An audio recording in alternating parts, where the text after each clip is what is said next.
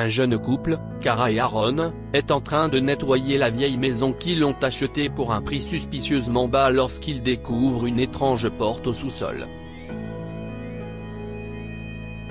Cette trouvaille aurait dû résoudre tous leurs problèmes.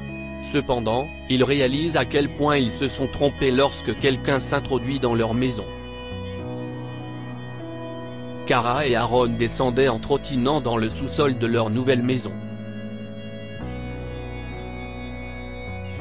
De vieux cartons étaient empilés dans la pièce, et plusieurs meubles cassés étaient posés contre les murs. C'était encore plus désordonné qu'à l'étage supérieur. Ne penses-tu pas que cette vieille dame nous a vendu la maison si bon marché parce qu'elle savait que nous allions nettoyer ses affaires restantes? Aaron tira la tronche en jetant un coup d'œil à une boîte au coin mâchouillée. On a peut-être un problème de rongeur, chérie, c'est à ça que servent les exterminateurs. Kara haussa les épaules. Une bonne affaire reste une bonne affaire. En plus, certaines de ces choses pourraient valoir quelque chose. Ce fauteuil à bascule pourrait être magnifique si tu peux le réparer. Je suppose. Aaron passa ses doigts sur le bras du fauteuil en question. Mais le nettoyage d'abord. Commençons à transformer ce taudis en notre maison de rêve. Des heures de travail poussiéreux plus tard, Aaron a déplacé une grande boîte et a découvert quelque chose d'étrange. Il s'est accroupi et a tapé sur la petite porte en bois dans le mur du sous-sol. Un écho a retenti derrière la porte. Kara, regarde ça, a-t-il crié. J'ai trouvé quelque chose. Kara a jeté un coup d'œil par-dessus l'épaule d'Aaron pendant qu'il passait ses doigts dans la poignée en laiton. La porte n'a pas bougé quand il a tiré doucement sur la poignée. Il fallut tirer fort pour l'ouvrir. Bonjour, il y a quelqu'un ? Dit Aaron en jetant un coup d'œil dans la cavité sombre derrière la porte. Arrête de plaisanter. Kara s'est appuyée contre l'épaule d'Aaron en se penchant en avant. Et s'il y avait un tas d'eau là-dedans ? Aaron frissonna. Kara a allumé sa lampe de poche et l'a braquée dans l'obscurité. Un grand coffre en bois trônait au milieu de l'espace, entouré de toiles d'araignée et de poussière. Ou, un coffre au trésor, plaisanta Aaron. Il a tendu la main à l'intérieur, a attrapé les côtés du coffre et l'a sorti. Il n'y a qu'une seule façon de le savoir. Kara sourit à Aaron en s'agenouillant à côté de lui. Ouvrant le point, il n'y avait pas de serrure sur le couvercle mais les charnières étaient rigides et ont grincé quand Aaron a forcé l'ouverture du coffre. À l'intérieur, il a trouvé des objets de forme bizarre enveloppés dans du papier. Il retira soigneusement le papier de l'un d'entre eux et laissa échapper un soupir déçu.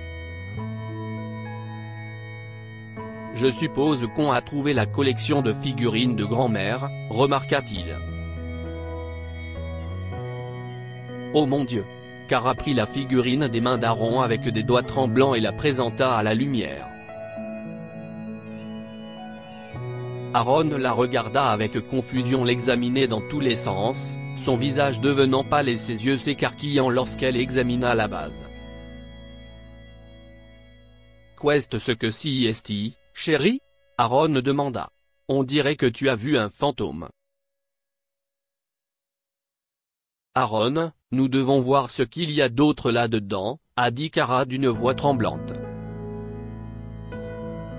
Et fais attention. Si j'ai raison, alors si est-il vraiment un coffre au trésor? Nymphenburg.msn.et, au regard de cette dentelle de Dresde. Kara soupira. Je veux tous les garder. Ils sont si jolis. Je ne pense pas que ce soit une bonne idée. Aaron a fixé les résultats de la recherche sur son téléphone. Kara détourna son attention des figurines déballées pour froncer les sourcils. Tu penses qu'elles ont été volées? Cette collection est trop précieuse pour avoir appartenu à la femme à qui nous avons acheté la maison. Aaron haussa les épaules. Si est-il le genre de collection qui serait exposée et quelqu'un les a clairement cachées ici pour une raison. Si elles ont été volées, alors ce n'est probablement pas une bonne idée de les vendre en ville non plus. Ce n'est pas loin de la Pennsylvanie, a répondu Kara. On devrait s'en sortir si on les vend dans un autre état, non? Je suppose que oui. Aaron sourit à sa femme. Qu'est-ce ce que ça fait de savoir qu'on est sur le point d'avoir assez d'argent pour régler toutes nos dettes? Ça fait du bien, répondit Kara avec un sourire en se penchant pour embrasser Aaron. La décision prise, Aaron et Kara ont emballé les figurines et les ont chargées dans la voiture d'Aaron. Kara voulait s'occuper de ranger la chambre et la cuisine, alors Aaron s'est mis à rouler seul sur l'autoroute. Il venait de dépasser le lac Milton lorsqu'il reçut un appel de sa femme.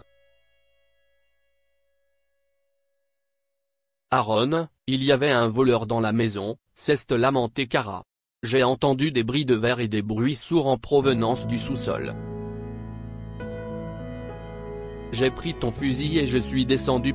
Kara s'est mise à sangloter et le cœur d'Aaron s'est mis à battre la chamade dans sa poitrine. Il s'est arrêté sur le bord de la route. Prends une grande respiration, chérie, dit Aaron. Tu vas bien, n'est-ce pas? Le voleur est parti? Kara renifla. Oui. Il s'est précipité sur moi et j'ai tiré avec le fusil. Je l'ai raté, mais ça l'a suffisamment effrayé pour qu'il reparte par la fenêtre. Mais, bébé, il était allé à l'endroit exact où nous avons trouvé ces figurines. Je fais demi-tour dès que je peux, Kara, a répondu Aaron. Enferme-toi bien, d'accord? Aaron a accéléré pour rentrer chez lui alors que la peur menaçait de le submerger. Il avait raison. Ces figurines avaient quelque chose de louche. Et le couple n'aurait peut-être pas autant de chance la prochaine fois que ces gens viendraient les chercher. Aaron serra fort Kara dans ses bras lorsqu'il rentra chez lui. Ses yeux étaient rouges après avoir pleuré, et elle était clairement secouée. Une fois qu'il l'a senti se détendre dans ses bras, Aaron l'a regardé dans les yeux et lui a posé une question essentielle. Nous rendrions une petite fortune à ces escrocs, Kara termina sa pensée. Kara serra ses lèvres l'une contre l'autre en une fine ligne. Je refuse de les aider de quelque manière que ce soit après la frayeur que cet homme t'a faite. Nous avons acheté cette maison et tout ce qui se trouve à l'intérieur est aussi à nous. Ce sont nos trésors maintenant, exprima Aaron avec assurance. Kara a fait un signe de tête affirmatif. Et je crois que je connais un moyen de les conserver, mais ça risque de ne pas te plaire. Kara pencha la tête et fronça curieusement les sourcils en le regardant. Crache le morceau. Ça va te paraître vraiment dramatique, d'accord, mais écoute-moi. Les yeux de Kara s'écarquillèrent de plus en plus au fur et à mesure qu'Aaron exposa son plan. Tu as raison, dit-elle en sifflant doucement. Si est-il dramatique, et si est-il un peu fou. Aaron, je n'avais aucune idée. Aaron a haussé les épaules. Si est-il le seul moyen auquel je pense pour m'assurer que ces gens ne viendront plus jamais chercher les figurines, ou nous, plus jamais. Nous déménagerons dans une nouvelle ville et nous recommencerons à zéro avec l'argent que nous gagnerons en vendant les figurines. Et ce plan ne fonctionne que si ces ordures croient que les figurines ont été détruites. Kara soupira. Elle détourna son regard de lui pour scruter les vieux meubles du salon, toujours cachés sous des housses. J'avais hâte de faire un foyer ici. Je sais, mais nous trouverons un autre endroit. Peu importe où nous vivons, que ce soit une boîte sous un viaduc ou un manoir dans les collines, tant que nous sommes ensemble. Les coins de la bouche de Kara se sont plissés en un léger sourire. D'accord, monsieur charmant. Je vais allumer un feu dans l'antique poêle à charbon de la cuisine. Et j'échangerai les figurines dans le coffre avec nos assiettes et nos tasses. Une fois que le feu aura fait son travail, il sera impossible de dire que les céramiques brisées et carbonisées qui s'y trouvent ne proviennent pas de ces figurines.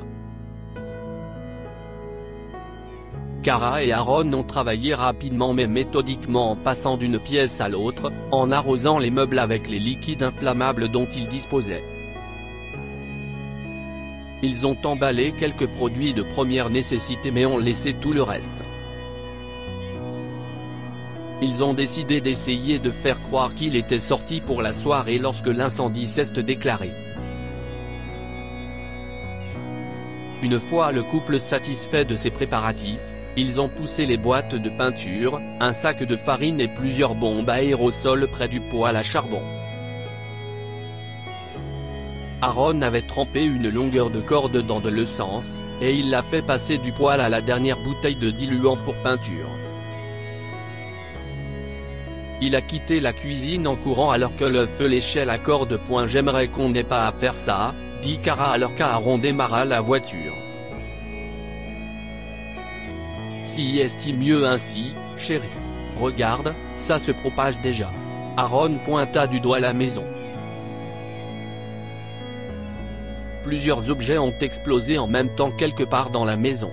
La vitre d'une fenêtre de la cuisine a éclaté avec une gerbe d'éclats de verre. Un jaillissement de flamme l'a rapidement suivi.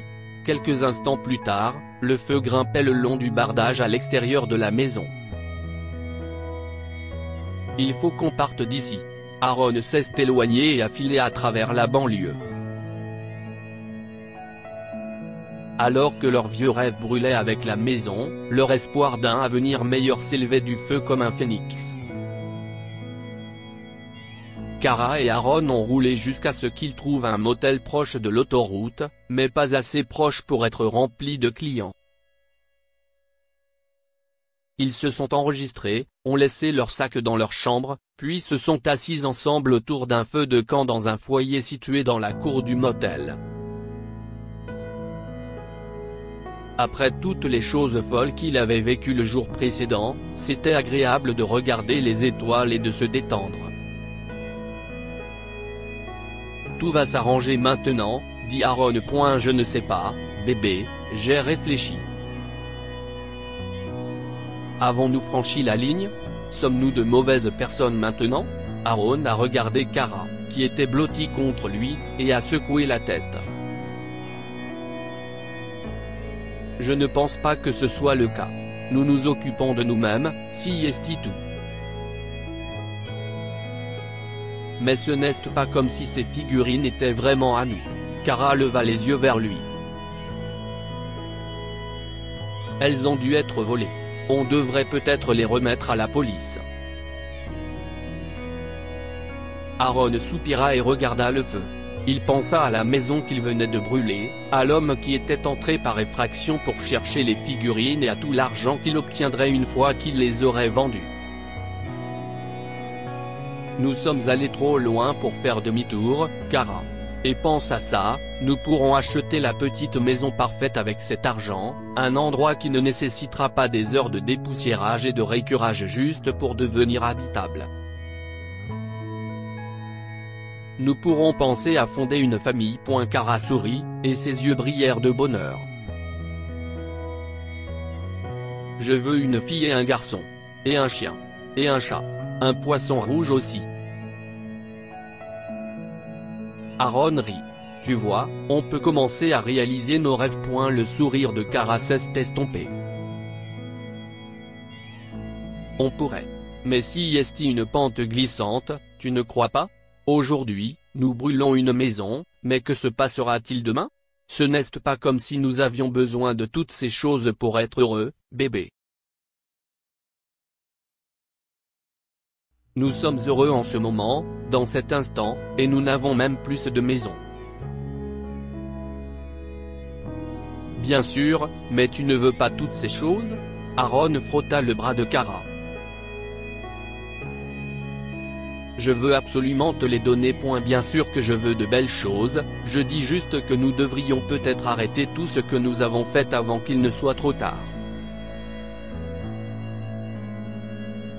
Kara a regardé profondément dans les yeux d'Aaron. Je t'entends, mais nous en avons presque terminé avec cette affaire. Aaron embrassa la tête de Kara. Je vendrai ces figurines demain et dès que je reviendrai, nous partirons pour commencer notre nouvelle vie. D'accord, bébé, tant que nous sommes ensemble, je sais que tout va s'arranger. Aaron ne voulait pas risquer de laisser Kara seule trop longtemps après ce qui s'était passé la dernière fois, alors il a emmené les figurines chez un antiquaire de la ville. Il a posé la boîte sur le comptoir et a regardé Monsieur Finch, le propriétaire du magasin, retirer plusieurs pièces et les examiner. « Comment avez-vous mis la main sur ces figurines en céramique ?» demanda M. Finch en étudiant les détails d'une figurine représentant des enfants. Elles font partie d'une collection qui appartenait à ma défunte grand-mère, a répondu Aaron. Monsieur Finch a posé la pièce sur le comptoir en verre avec beaucoup de soin. Il a tapoté ses doigts contre le verre et a jeté son regard sur les autres figurines, qui étaient positionnées en rang sur le comptoir. Je vous donne $200 pour les figurines que vous avez apportées pour me les montrer maintenant et $10 000 pour toute la collection. Quoi? Vous n'êtes pas sérieux? Aaron secoua la tête et commença à replacer les figurines dans leur boîte. Je vais devoir trouver un autre acheteur pour cette collection si vous n'êtes pas prêt à payer les centaines de milliers qu'elle vaut. Ce n'est pas une offre. Mr. Finch a mis sa main sur celle d'Aaron, le bloquant juste au moment où il soulevait l'une des pièces. Considérez que si est plutôt une condition. Je sais pertinemment que ces pièces ont été volées et si vous ne me les vendez pas pour les $10 000 que je vous ai proposés, j'irai directement à la police et je vous dénoncerai. Vous vous trompez. Aaron a forcé un sourire sur son visage même si son cœur battait comme un tonnerre dans sa poitrine alors qu'il fixait Mr. Finch. Ce dernier lui sourit. Ce n'est pas le cas, alors ça ne sert à rien de continuer à faire semblant. J'ai posé mes conditions, et la balle est dans votre camp maintenant. Finch retira sa main. Aaron n'a pas répondu. Il s'est empressé de remettre les figurines dans leur boîte, de sortir précipitamment du magasin et de rentrer en vitesse au motel. Bon sang de bonsoir. Il aurait dû se fier à son premier instinct qui lui disait de ne pas vendre ses objets en ville. Si Monsieur Finch travaillait avec les voleurs, il venait de leur dire que les figurines n'avaient pas été détruites dans l'incendie. Kara et lui devraient quitter la ville immédiatement. Il pourrait vendre les figurines sur la route. Il pourrait peut-être s'arrêter à Pittsburgh en route vers n'importe quel endroit et les vendre là-bas. Aaron s'est précipité dans la chambre du motel pour annoncer son plan à Kara, mais elle n'était pas là. Leurs vêtements sont éparpillés sur le sol, le matelas et les oreillers avaient été éventrés et leur contenu s'était répandu sur la moquette. Il y avait une note scotchée sur la télévision fixée au mur. Faites exactement ce que nous vous disons si vous voulez récupérer votre femme vivante. Apportez les figurines à l'entrepôt abandonné d'Elm Street à minuit. Venez seul, n'essayez pas de jouer les héros et n'appliquez pas la police. Kara paiera pour votre désobéissance si vous ne suivez pas ses instructions à la lettre. Vous recevrez 25% de la valeur des figurines. Aaron s'effondra sur le sol, la note tremblant dans ses mains alors qu'il la relisait. Il n'aurait jamais dû laisser Kara seule.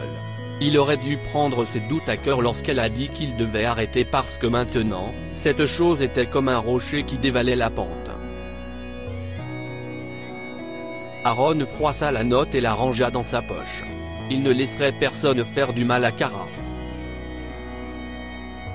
Il ferait ce que ses hommes voulaient, puis, une fois qu'elle serait en sécurité, il sortirait de cette ville et ne reviendrait jamais.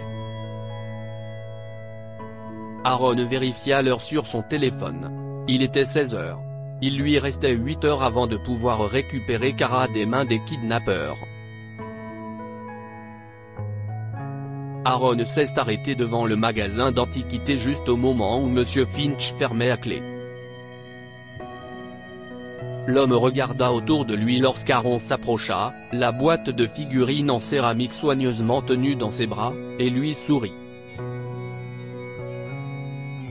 Il a glissé une main dans sa poche et s'est tourné vers Aaron. Je vois que vous avez pris une décision intelligente, dit le propriétaire du magasin.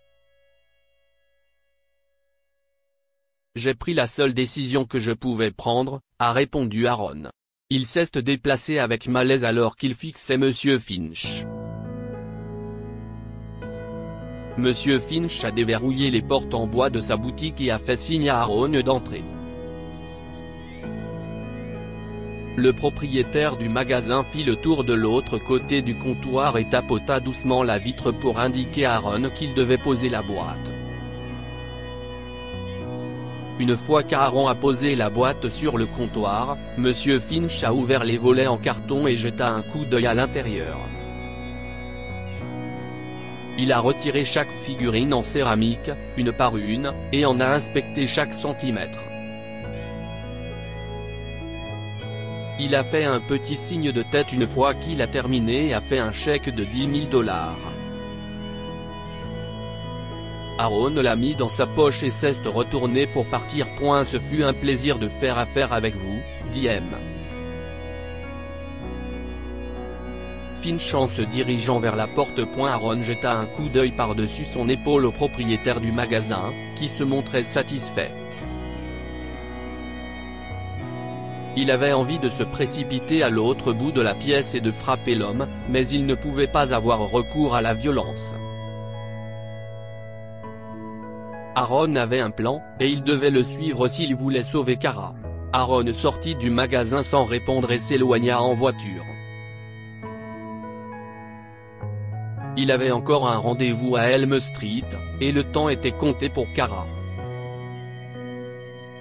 L'entrepôt abandonné était sombre, à l'exception du scintillement des lumières fluorescentes dans les petites fenêtres placées en hauteur sur les murs. Les tôles d'acier qui recouvraient l'extérieur cliquetaient dans le vent lorsqu'Aaron s'approcha de l'entrée. Il jeta un coup d'œil à l'intérieur, et la première chose qu'il vit fut Kara, entourée de plusieurs hommes à l'allure de voyous. Aaron. Kara commença à se diriger vers lui, mais l'un des hommes à l'allure rude qui l'entourait s'avança et la bloqua en plaçant son bras devant elle. Pas si vite, madame. L'homme regarda Aaron d'un air renfrogné. Où est la marchandise? Je les ai laissées dans ma voiture, a menti Aaron. Il a redressé les épaules et pris une profonde inspiration. J'avais besoin de voir Kara d'abord. Eh bien, vous l'avez vu maintenant. L'homme se dirigea vers l'avant du groupe, ses bottes traînant sur le béton poussiéreux au fur et à mesure qu'il avançait. Allez chercher nos affaires.